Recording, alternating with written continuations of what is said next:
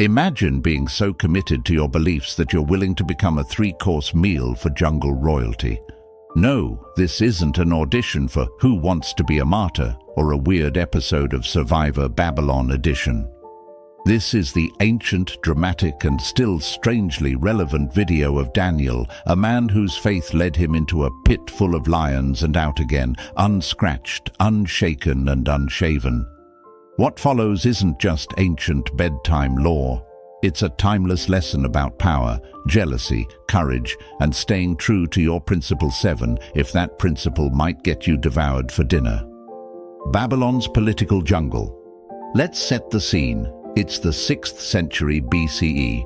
The skyline is stacked with ziggurats, the air hums with Aramaic, and somewhere in the palace, someone's probably trying to invent the first bureaucratic headache. You're in Babylon, the New York City of the ancient world, rich in culture, technology, and treachery. Enter Daniel, an exile from Judah, one of thousands deported during Babylon's conquest. But he's no average captive. Daniel is brilliant, disciplined, and spiritually grounded, a triple threat in a land that rewards cunning and obedience more than wisdom and worship. Despite his outsider status, Daniel climbs the ladder of influence like a diplomatic ninja, earning the trust of kings and the envy of palace insiders. By the time King Darius, who may or may not be a historical hybrid, historians debate whether he was real, symbolic, or just poorly footnoted, takes the throne, Daniel is one of 3 top administrators overseeing the sprawling empire. Think COO of Persia, but with more prayer breaks. But Daniel's rapid rise rubs his peers the wrong way. Maybe it's his integrity, maybe it's his refusal to schmooze. The court becomes a pressure cooker of egos, and Daniel's faith is the only chink they can find in his armor. He's blameless in his duties, incorruptible with money, and too modest to start office gossip. So they go nuclear, attack his religion. They propose a law with a grin and a dagger. For 30 days, no one is allowed to pray to anyone except King Darius. No Yahweh, no ancestral spirits, no Dear Universe journal entries, just the king. This is less about boosting Darius's ego and more about setting a trap for Daniel. Daniel, faithful, fearless, and probably frowned upon. And what does Daniel do? He doesn't sulk. He doesn't lawyer up. He doesn't say, you know what? God will understand if I skip a few days. Nope. He opens his window, faces Jerusalem, and prays 3 times a day, just as he always had. Publicly, boldly, probably within earshot of the guys plotting his downfall. It's an act of devotion wrapped in defiance. Not for show, not for rebellion, but because Daniel answers to a higher authority. He'd rather face lions than lose his spiritual rhythm. For Daniel, prayer wasn't negotiable. It was oxygen. A palace spy peeking through the window, scribbling notes like an overzealous hall monitor, grinning at the payday of betrayal. Daniel's fate is sealed not by lions, but by law. Into the pit. Daniel is hauled before Darius, who immediately realizes he's been played like a Babylonian harp. The king likes Daniel, respects him even. He probably depended on Daniel more than he depended on his own royal advisors. But the law is the law, and in Persia it was ironclad.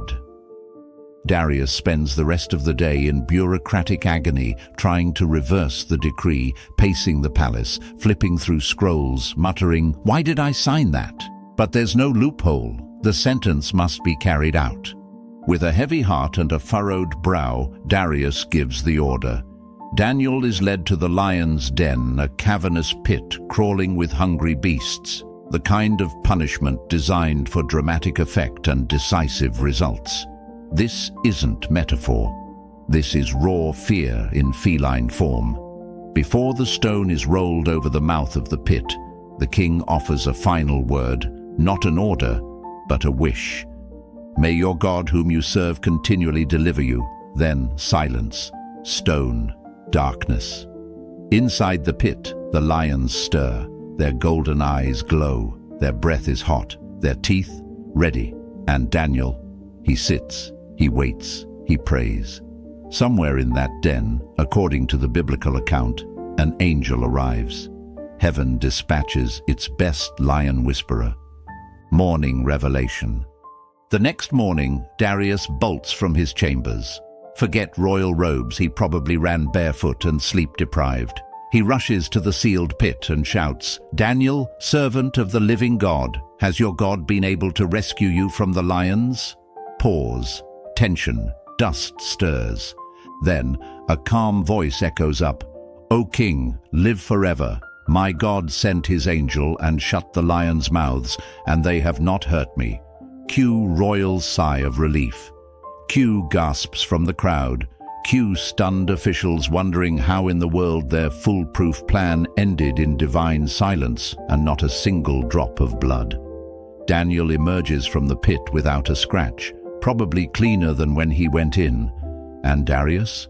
He does more than thank God. He makes a royal decree that everyone in the kingdom must honor Daniel's God, the living God, the one who delivers and rescues and works signs and wonders. Lessons from the den. 1. Integrity trumps conformity. Daniel didn't bend to pressure, fake compliance, or delete his prayer calendar. In a time where going along to get along often feels easier, his story reminds us to stay true to what we believe, especially when it's unpopular. 2. Faith doesn't mean safety, but it means strength. Daniel didn't know if he'd survive the lions, but he chose faith anyway. The story isn't about God making life easy. It's about God showing up in the hardest moments. 3. Karma is real. The men who plotted against Daniel, they got thrown into the lion's den themselves along with their families. Harsh, yes, but the message is clear. Malicious intent doesn't go unnoticed forever. 4. You never know who's watching. Daniel's unwavering faith didn't just save him, it inspired a king. Darius, a pagan ruler, declared the power of Daniel's God to the entire empire. Your integrity might just change someone else's belief system. How the story roared across art and culture. Daniel's story has been depicted in paintings, stained glass, poetry, music, and even Hollywood. One of the most famous depictions is by Peter Paul Rubens, whose 1615 painting, Daniel in the Lion's Den, shows a serene Daniel surrounded by calm lions. The image is both majestic and surreal, like a man praying in the middle of a zoo enclosure, and the lions are just there to vibe. From Michelangelo's Sistine Chapel to children's cartoons, the Daniel tale has been retold in nearly every medium imaginable. And yes, VeggieTales did their own version with vegetables, so you know it's a pop culture classic. Daniel, a prophet without borders. Although rooted in Jewish scripture, Daniel's story resonates across the Abrahamic faiths.